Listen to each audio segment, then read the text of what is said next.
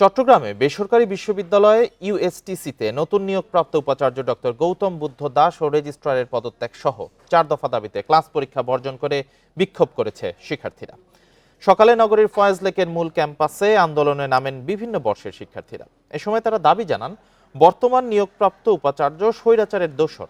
একই সাথে দীর্ঘদিন ধরে শিক্ষার্থীদের নানাভাবে হয়রানি করে আসছেন রেজিস্ট্রার দিলীপ কুমার।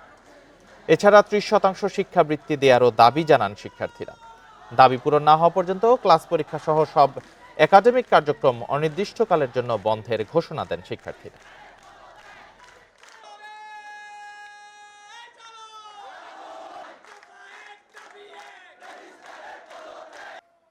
নতুন ভিসি নিয়োগ প্রাপ্ত হয়েছে গৌতম বুদ্ধ দাস।